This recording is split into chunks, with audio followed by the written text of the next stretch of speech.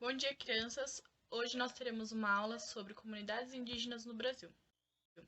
Quando Cristóvão Colombo chegou nas Américas em 1492, pensou que tivesse chego às Índias, batizando de índio o povo que encontrou. Apesar de serem resumidos todos a esta classificação, os índios não se viam como uma comunidade unificada, pois eram divididos entre várias comunidades, com variedade étnica, sem qualquer identificação entre si. Historiadores acreditam que os primeiros habitantes das Américas chegaram há mais de 20 mil anos, atravessando uma passagem congelada entre a Ásia e a América do Norte, então se espalhando por todo o continente. Antes da chegada dos portugueses no território brasileiro, acredita-se que existiam mais de 1.300 idiomas nativos, hoje reduzidos a apenas 270, que deram origem a diversas palavras da língua portuguesa, como amendoim, arara, capivara e abacaxi. Não possuíam um sistema de escrita, mas algumas sociedades desenvolveram sinais e formas gráficas. Em 1500, estima-se que se encontraram mais de 5 milhões de indivíduos nativos por todo o território brasileiro, em suas comunidades específicas, mas ao longo da colonização, o povo indígena foi caçado. Apesar de terem se encantado por espelhos e utensílios como martelos e facas, perceberam a falta de respeito à sua religião, sendo imposto a eles o catolicismo, o trabalho escravo e o fim da sua comunidade e tradições. Estima-se que em 1889, ano da independência do Brasil, tivesse 1.295.796 caboclos, como era chamado o povo indígena nos censos feito pelo país, com o objetivo de tentar apagar a sua identidade e história, os reduzindo a uma classe étnica. Em 2010, pelos dados da FUNAI, Fundação Nacional do Índio, estima-se que tenha um total de 896 mil índios no Brasil. O próximo censo só será elaborado em 2021. Como observado, desde a colonização do Brasil, as comunidades indígenas foram diminuídas drasticamente.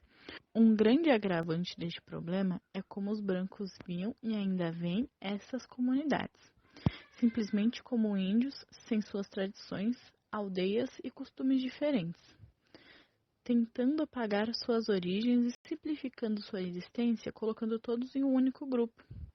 Hoje vou mostrar para vocês as diferenças e semelhanças entre 3 comunidades indígenas no Brasil, tradições, costumes e onde se localizam no Brasil. E assim espero que vocês consigam entender que as comunidades, mesmo sendo reduzidas a um único povo, na verdade, em cada aldeia tem uma história.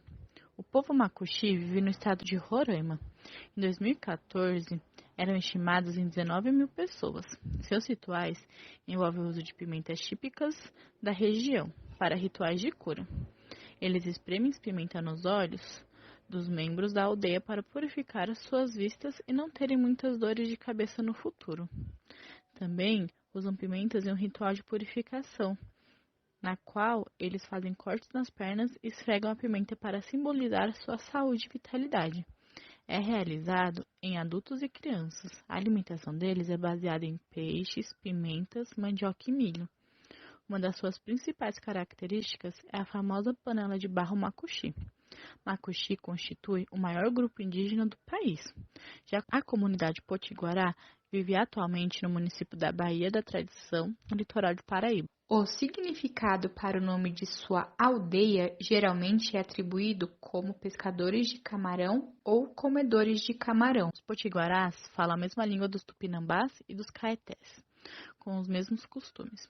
A cultura potiguará pratica a dança do toré, cânticos, medicina natural, comidas típicas como o beiju, cauim e o cuabá, e artesanatos.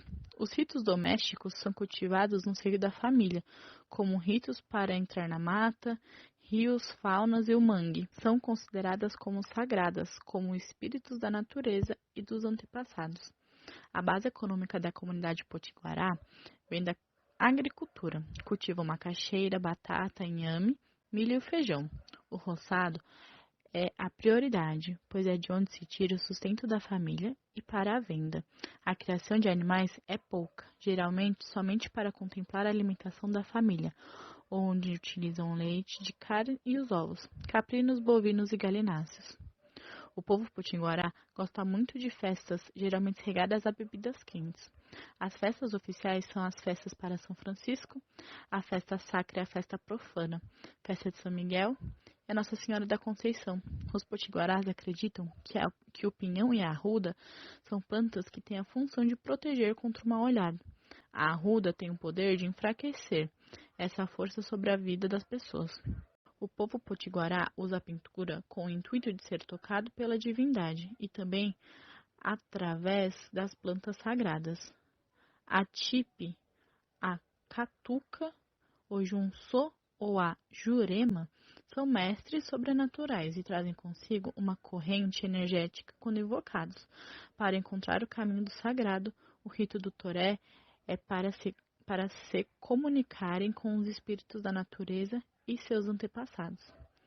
Os tupi-guaranis vivem na região sul, sudeste e centro-oeste do país. Por tradição e cultura, os guaranis são coletores e caçadores. Se denominam como uma extensão da terra onde pisam. Os índios guarani, também chamados de grande povo, acreditam que foram criados por Tupã, deus tupi do trovão, para admirar a beleza da terra. Os tupis guaranis vivem em aldeias que agregam todos os aspectos da vida social, econômica e da cultura guarani. Os pajés sacerdotes realizam a meditação entre o mundo dos homens e o sobrenatural guarani. Todas as coisas animadas e inanimadas têm uma mãe, ou seja, a mãe é quem gera e cuida, protegendo sempre seu filho ao longo de seu processo de desenvolvimento. As montanhas, por exemplo, têm uma mãe. Os astros também. A palavra tupiniquim deriva da expressão tupim-inlim, tupi ao lado, vizinho ou tribo colateral. O galho dos tupis, por metonímia, passou a ser usada como sinônimo hoje pejorativo do brasileiro. Quando os portugueses chegaram ao Brasil, eles encontraram índios tupiniquins no litoral sul da Bahia. Outros grupos indígenas também, como os mundurucus e os potiguarás, que nós já estudamos. Essas comunidades fazem parte do mesmo grupo tupi. Os tupiniquins já chegaram a ser considerados extintos, no entanto, a FUNAI identificou integrantes deste povo na década de 1970. Dados da FUNASA informam que em 2010 havia uma população de 2.630 tupiniquins vivendo no Espírito Santo, no município de Aracruz, na área indígena Tupiniquim e Caieiras Velhas 2 e Comboios. Os tupiniquins foram uma das primeiras comunidades de índios a terem contato com os portugueses, e eles se juntaram aos portugueses na sua batalha contra os franceses. Os tupiniquins viviam em aldeias populosas que tinham de 500 a 750 habitantes, praticavam a caça, pesca, coleta de raízes, frutos e agricultura. Ao longo dos anos e com a diminuição da sua população, se juntaram os pataxós, os macamãs e parte dos gerens, que viviam na mesma região habitada por eles ou em áreas próximas.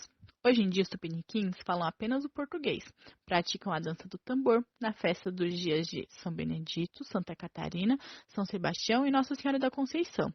Durante 2 a 3 dias, os índios tiravam o mastro da mata e o capitão do tambor, todo ornamentado com tintas e plumas, usando um bastão, comandava a banda, saindo a convocar os índios para a dança de casa em casa. Na ocasião, as índias preparavam a bebida coaba, feita com aipim fermentado. Os tupiniquins se consideravam católicos até pouco tempo. Agora também existe alguns que se dizem pentecostais, após a migração de algumas dessas igrejas para perto das comunidades. A alimentação deles também consiste em peixes, farinhas vindas da macaxeira, da caça e do milho. Como vimos com essas 3 comunidades indígenas, tem semelhanças, mas também há muitas diferenças entre uma comunidade para outra. Devemos respeitar a cultura e as tradições de cada comunidade. Além de que, existem indígenas que vivem em sociedade fora dessas comunidades.